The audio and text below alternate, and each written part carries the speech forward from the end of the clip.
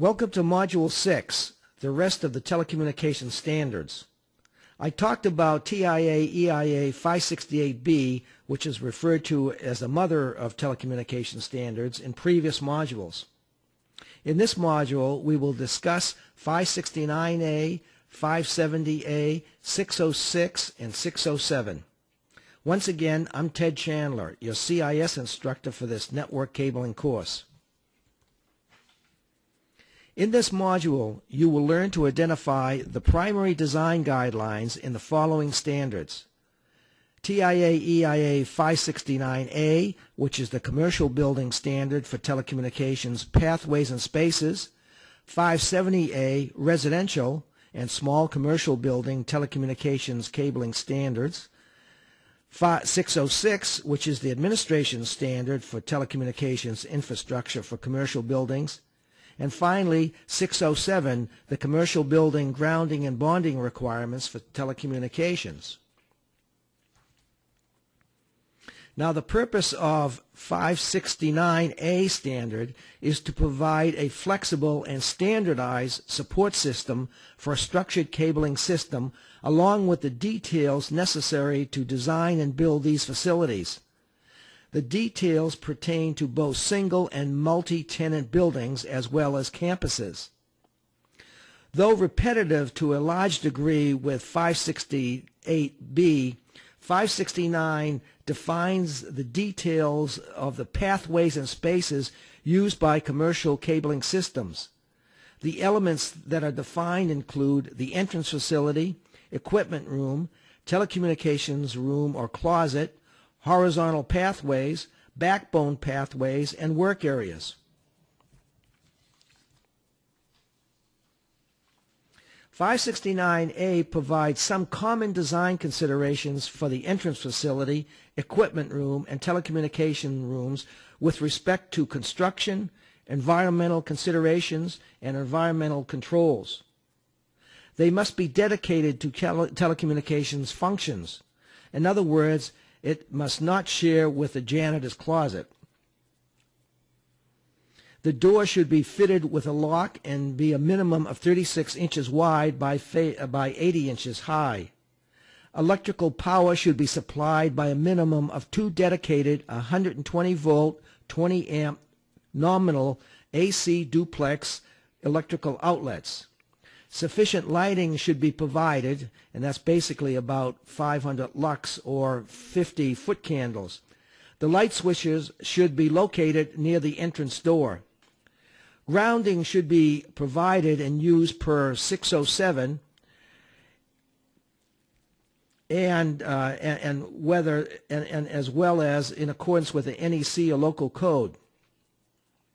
Walls should have 3/4 inch 4 by 8 foot AC plywood mounted and painted with white fire retardant paint. These areas should not have false or drop ceilings. Slots and sleeves that penetrate firewalls or that are used for riser cabling should be fire stopped per the applicable codes. Separation of horizontal and backbone pathways from sources of electromagnetic interference, or EMI, must be maintained per NEC Article 800.52. And finally, metallic raceways and conduits should be grounded in accordance with 607.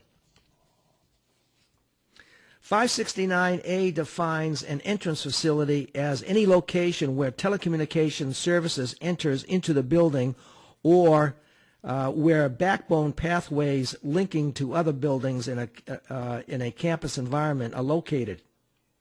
The location of the entrance facility is usually either on the first floor or in the basement of a building and must take into consideration the requirements of the telecommunications services required and other utilities such as CATV, water, and electrical power.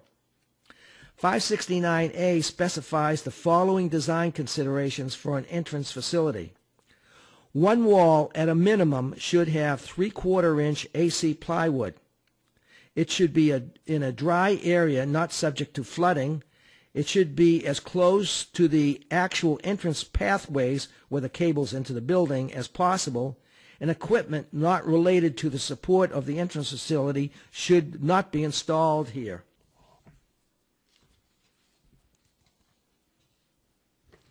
When designing an equipment room, include the following design features. Environmental controls must be present to provide HVAC, or heating, ventilation, air conditioning, at all times. A temperature range of 64 to 75 degrees Fahrenheit should be maintained, along with 30 to 55% relative humidity. An air filtering system should be installed to protect against pollution and contaminants such as dust. Seismic and vibration precaution should be taken. The ceiling should be at least 8 feet high. A double door is recommended. The entrance area to the equipment room should be large enough to allow delivery of large equipment. The room should be above water level to minimize dangers of flooding. The backbone pathways should be terminated in the equipment room. In a smaller building, the entrance facility and the equipment room may be combined into a single room. When designing a telecommunications room, include the following design features. Each floor of a building should have at least one telecommunications closet, depending upon the distance to the work area. A very important design consideration is that the telecommunications room should be close enough to the area being served so that the horizontal cabling does not exceed a maximum of 90 meters. This is as specified in the 568 standard. Environmental controls are required to maintain a temperature that is the same as adjacent office areas. Positive pressure should be maintained in the telecommunication rooms, with a minimum of 1 air change per hour or per local code. Ideally, telecommunication rooms should stack on top of one another in a multi-floored building. Then backbone cabling, sometimes called vertical or riser cabling, between the closets merely goes straight up or down. Two walls of the telecommunications room should have 3/4-inch AC plywood painted with anti-flammable white paint and mounted on the walls, and the plywood should be 8 feet by 4 feet in dimension. The horizontal pathways are the paths that horizontal cables take between the wiring closet and the work area. The most common place in which horizontal cabling is routed is in the space between the structural ceiling and the false or drop ceiling. Hanging devices such as J-hooks should be secured to the structural ceiling to hold the cable. The cable should be supported at intervals not greater than 60 inches or 5 feet. For long runs, this interval should be varied slightly so that the structural harmonics, or the regular physical anomalies that may coincide with transmission frequency intervals, are not created in the cable, which could affect transmission performance. Other common types of horizontal pathways include conduit and trays, or wireways. Trays are metal or plastic structures that are the cable which is laid into it when installed. The trays can be rigid or flexible. Conduit can be metal or plastic tubing and is usually rigid, but can also be flexible. In the case of fiber optic cable, the flexibility tubing is sometimes called interducting or Smurf tube. Both conduit and trays are designed to keep the cable from resting on top of the false ceiling or being exposed to when the ceiling is open. Backbone pathways provide paths for backbone cabling between the equipment room, telecommunication rooms, main terminal spaces, and entrance facilities. TIA suggests in 569A that the telecommunication rooms be stacked on top of one another from floor to floor so that cables can be routed straight through a riser. I mentioned this in the previous slide. 568A defines a few types of backbone pathways. Ceiling pathways. These pathways allow the cable to be run loosely through the ceiling space. Conduit pathways. Conduit pathways have the cable installed in a metallic or plastic conduit, and tray pathways. These are the same types of trays used for horizontal cabling. Some points to consider when designing backbone pathways, and they include the following. Grounding per TIA 606A standard, accommodate seismic zone requirements. Water should not penetrate the pathway system. It should be designed to handle all recognized media as specified in 568B, and integrity of all fire stop assemblies should be maintained.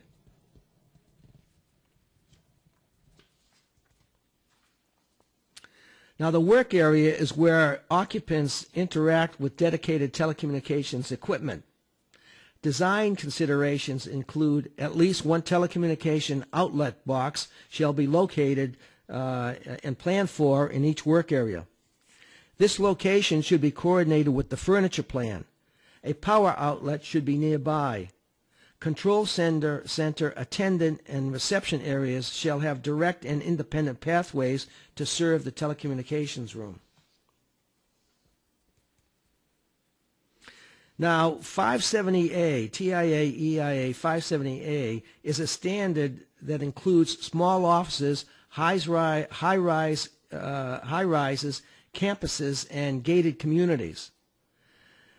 It is similar to 568B commercial building standard requirements inasmuch as it calls for a star topology for multimedia distribution panels with 90-meter link and 100-meter channel, 100 ohm UTP twisted pair, 62.5 125 micron or 50 125 micron multimode optical fiber, and RG6 and RG11 type coaxial cable.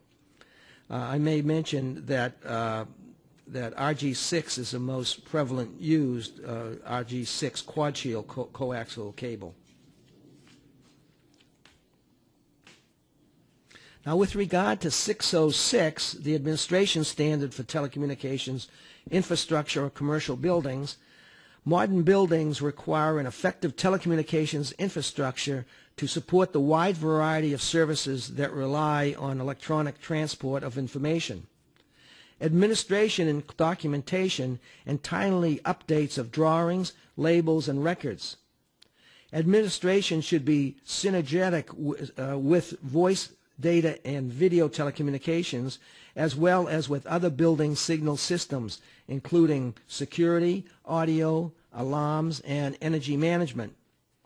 Administration can be accomplished with paper records, but in today's increasingly complex telecommunications environment, effective administration is enhanced by the use of computer-based systems.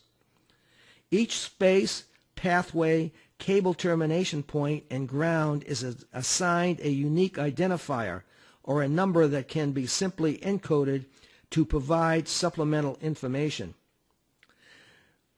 First, telecommunication is for each cable, space, pathway, ground, termination hardware, and positions shall be maintained. These records are required to be linked or cross-referenced to all related records. Optional linkages may be made to other records, such as records that might include blueprints, PBX records, equipment inventories, and so on. It is desirable that reports can be generated from one or more sets of interlinking records in a variety of formats. Drawings, both conceptual and as-built, including floor plans, cable schematics, and rack layouts, should be maintained, as well as work orders may invoke spaces, pathways, cabling, splices, termination, or grounding individually or in combination. The work orders should list those responsible for physical changes as well as those updating the documentation to ensure future accuracy.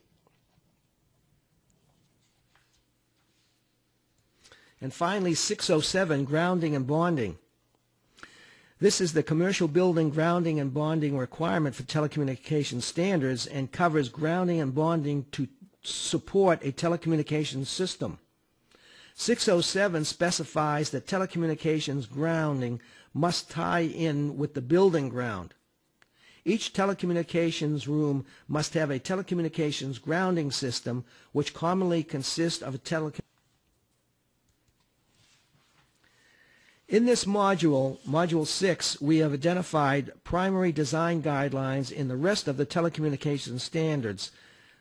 They include 569A, Commercial Building Standard for Telecommunications Pathways and Spaces, and I identified the subsystems, which include the entrance facility, equipment room, telecommunication room, or sometimes called closet, horizontal pathways, backbone pathways, and the work area.